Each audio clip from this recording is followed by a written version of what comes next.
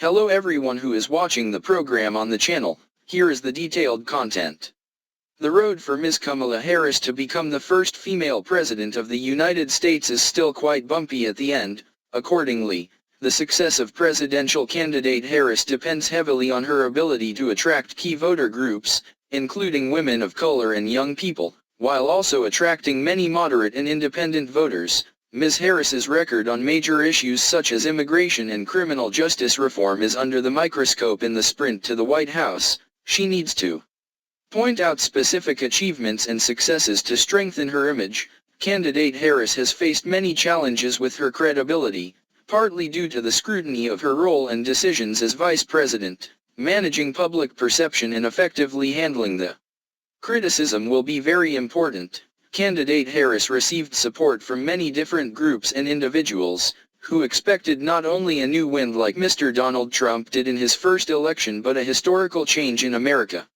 With the first female president, according to analysts, Vice President Harris has many advantages. First of all, high support within the Democratic Party, in addition to incumbent President Joe Biden. Key figures with great influence in the party such as former Speaker of the House Nancy Pelosi, former President Bill Clinton and his wife, former President Barack Obama and his wife, party leaders in the House of Representatives and the Senate all expressed support for Ms. Harris.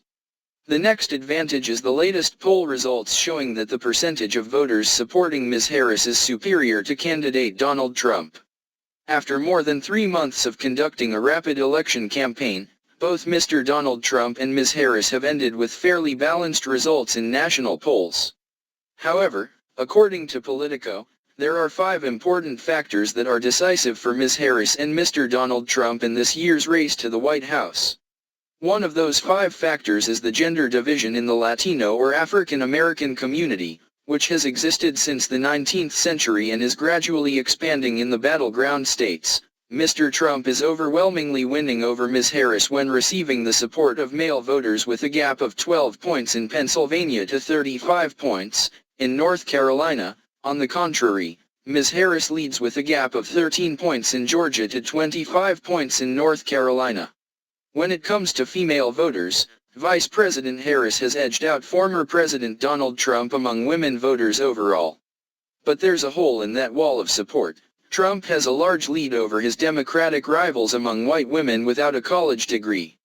In 2016 and 2020, despite struggling to attract other groups of women, Republican presidential candidates won nearly 3/5 of white, working-class women in the 2004, 2008, and 2012 races. Trump built an even bigger advantage, attracting 2/3 in both the 2016 and 2020 races.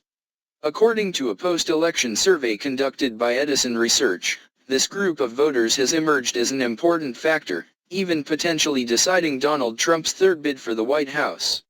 Many of them do not favor the former president but are also disappointed with the administration of Democratic President Joe Biden, especially on inflation and border issues.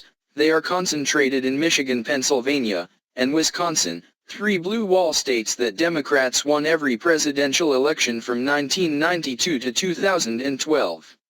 But Donald Trump flipped all 3 states in 2016, and then President Joe Biden won them back in 2020. White working-class women are a large enough bloc that even small changes in their preferences or turnout could easily change the outcome. Trump's recent campaign speech in Wisconsin provided the clearest look yet at how he's going after these voters when it comes to undocumented immigrants.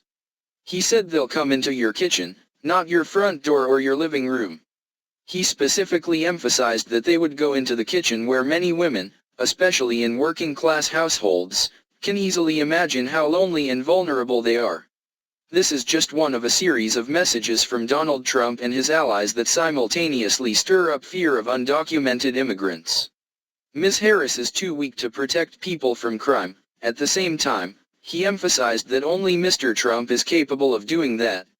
Mr. Jackie Payne, founder and CEO of the research group Ganis Action, admitted that Mr. Trump's warnings have resonated with working-class white women, especially older women, but for many women in this group, the intensity is fueling fears that Trump is too divisive. leading to instability and chaos, according to Mr. Peen.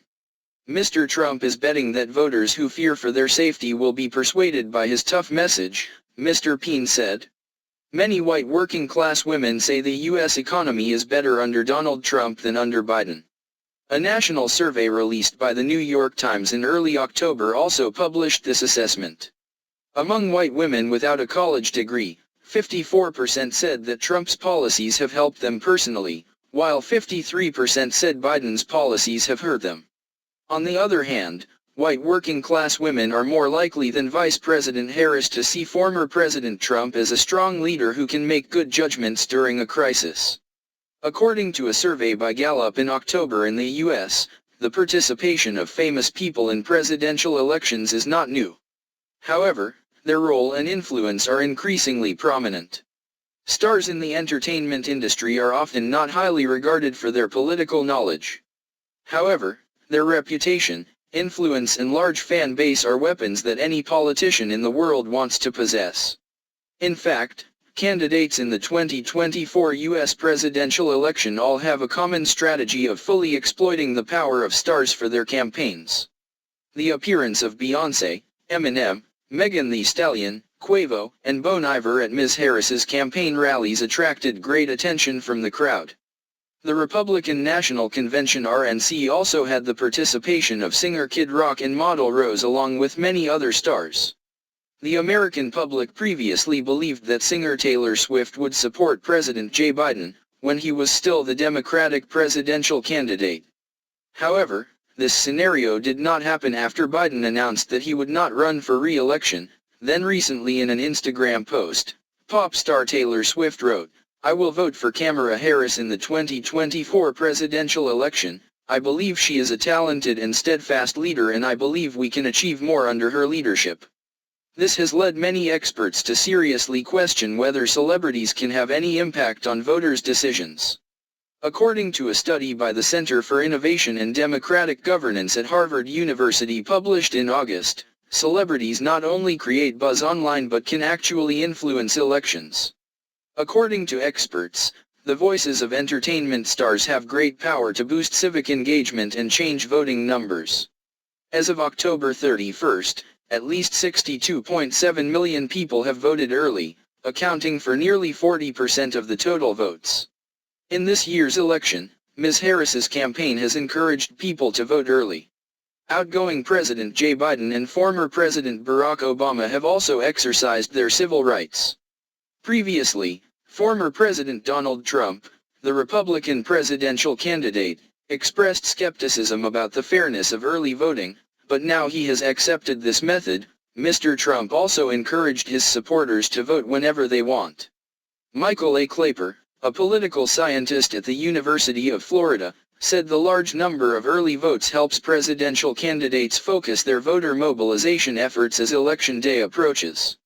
Meanwhile, Mr. Julian Jerk, a professor at Princeton University, said that after 2020, states have actually increased and improved their early voting processes, and political scientist Michael at the University of Florida said that the large number of early votes helps the campaigns focus their sprint efforts as Election Day approaches on November 5th.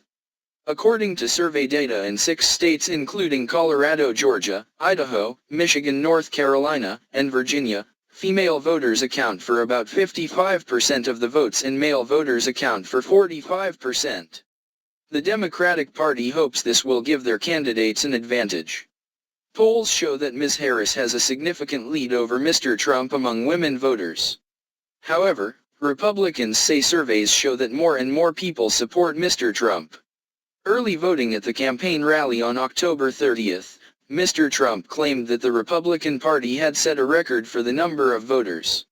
Early voting polls now show that Democratic Vice President Kamala Harris and Republican former President Donald Trump are neck and neck, including in 7 battleground states that could decide the national vote.